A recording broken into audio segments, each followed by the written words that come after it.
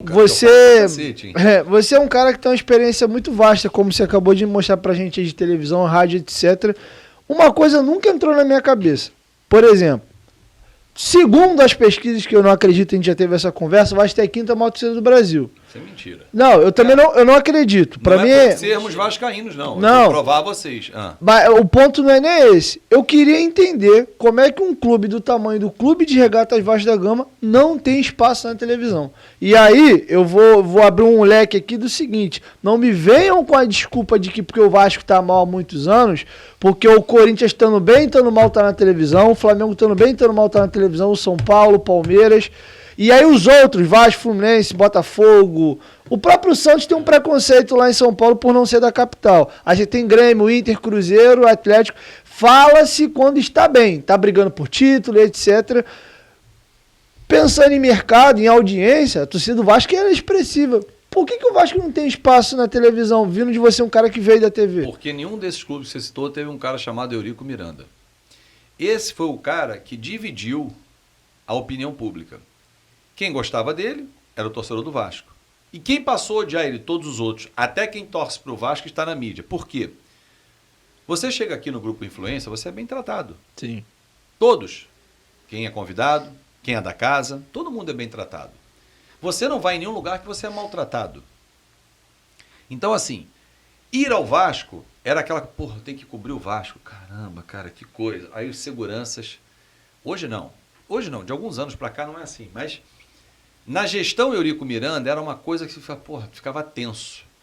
Qualquer coisa que você falasse, alguém vinha te ameaçar, te dar uma prensa. Porra.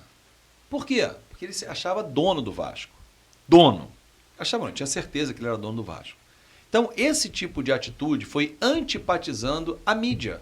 Não só os outros torcedores, que não eram Vasco, mas a mídia. Por que você vai num lugar que você é maltratado? Não. Não. Então, aquela frase que aos amigos tudo, aos inimigos o rigor da lei, o Vasco passou a perder espaço porque o seu diretor, vice-presidente depois presidente, fez questão de expulsar a imprensa do Vasco. Cansou de fechar o Vasco, de proibir, de descredenciar, não deixar que entrasse. Por quê? Porque fez uma crítica, porque falou isso, porque falou aquilo. E aí o Vasco foi perdendo espaço. Mas o Eurico já não está mais no Vasco há muitos anos. Cara, quem bate esquece, quem apanha não. Então, por isso, não é pelo público. Você tem toda a razão. Era para se falar Flamengo, Corinthians, Vasco, Palmeiras e São Paulo. O Vasco, São Paulo e Palmeiras. Eram os 5 para serem falados. Tanto que uma briga que eu tinha muitas vezes na Fox era falar do Vasco. Porra, tem uma notícia. Já vai falar, vai. Tá aí uma notícia do Vasco. Um negócio aqui. Você ficava 1 hora falando do Flamengo, 1 hora do Corinthians, 20 minutos do Palmeiras, 20 do São Paulo. E normalmente quando era notícia negativa. Diga também. Sim, pô, se nascesse... Quando era cortou a água, aí ficava... Aí tinha espaço, era 15 minutos, falou. Rato no campo. É. Mas assim, cara, é o que eu tô dizendo. Aos amigos tudo, aos inimigos o rigor da lei. O Flamengo é amigo da mídia? Não é, cara. É porque cuida da entrada para as pessoas. Deixa as pessoas trabalharem. E claro que tem um público consumidor muito grande, como os outros também têm. Só que o Vasco não, cara. O Vasco, na figura do ex-presidente, que está falecido, mas quem viveu sabe o que eu estou falando. Eu fui proibido de estar em São Januário. Eu fui proibido. Eu processei ele, com o Luiz Roberto Levinciano sendo meu advogado, inclusive. Porque ele tentou me agredir na final do Campeonato Estadual em 2004, naqueles 3 gols do Jean, que só fez isso uma vez na vida, foi contra o Vasco, e agrediu um colega, o Carlos Monteiro, tanto que ele teve uma condenação criminal na ficha dele, que foi essa. Nesse dia. Na minha ele foi absolvido, segundo o juiz, porque ele estava motivado pela emoção. Então todo mundo pode sair na porrada no estádio, porque a emoção é o que motiva as pessoas, né? Se você ganha, você está eufórico, se você perde, você está puto da vida. Então, se essa é a explicação, todo mundo pode. Mas enfim. Então, ele foi o cara responsável pela imprensa distanciar do Vasco. Mas o Roberto veio, trouxe a imprensa para perto. Beleza. Aí ele voltou, distanciou de novo.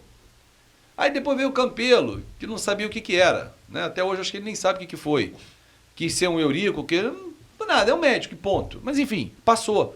Agora quem está lá? O Jorge Salgado, que não sabe ainda. Mas esse ano já é um ano diferente do ano passado.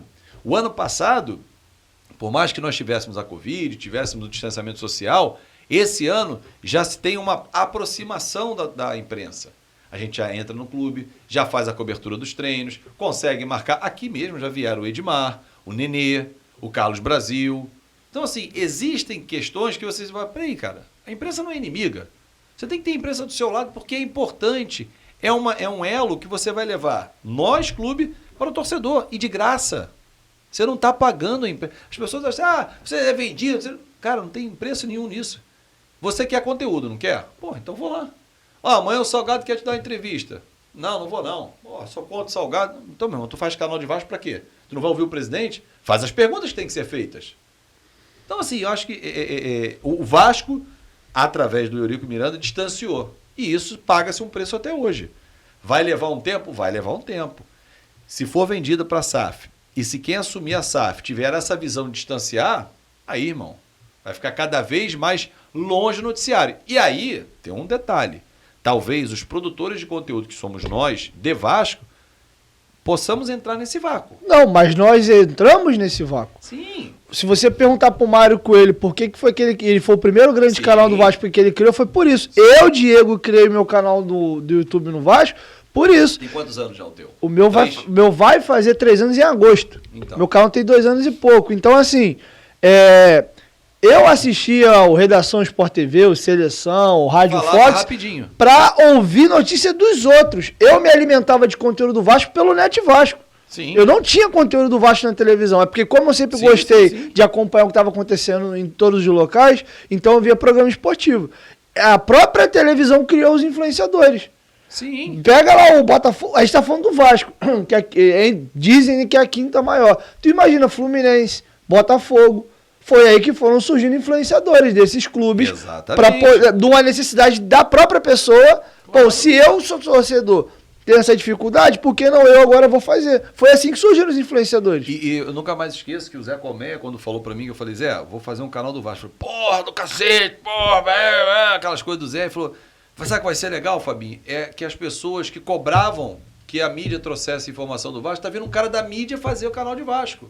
Então isso vai ser legal, porque já tem uma galera fazendo muito bem feito, como você, o Mário, o Juninho, que foi meu aluno, já tinha o Flávio Dias, mas assim, se você perguntar ao público do Flávio Dias, eu lembro dele, eu acompanhava o Flávio na rádio, mas o público não conheceu, talvez 80% do público dele não ouvia ele no rádio, conheceu ele no YouTube, o que é muito legal, porque ele se reinventou, abriu um caminho para ele. Mas assim, eu acabei de sair da televisão, eu tô nas rádios, então você associa, pô, esse cara da mídia tá aqui fazendo o Vasco, pô, legal, se a mídia não fala... Mal comparando, o Mauro César faz isso no Flamengo. Isso, exatamente, entendeu? Então, assim, você cria... Pô, o cara não fala, mas aqui ele fala. E hoje, com acesso à informação que nós temos, cara, eu não quero ver redação, quero falar de Vasco, eu vou nos canais de debate, tenho lá a lista, 10. Pô, eu vou escolher o que eu assisto. Você tem a sua grade de programação para assistir. Então, isso é muito legal. Por isso que eu digo que eu estou apaixonado pelo YouTube, por essa possibilidade. E assim, os produtos que você pode criar...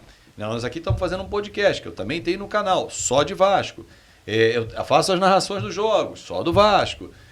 Tem as entrevistas que eu faço, as lives que eu posso fazer. Eu boto membro junto, coletiva. Uma live, pô, como eu fiz uma do Paulinho no ano passado, isso, ele na Alemanha.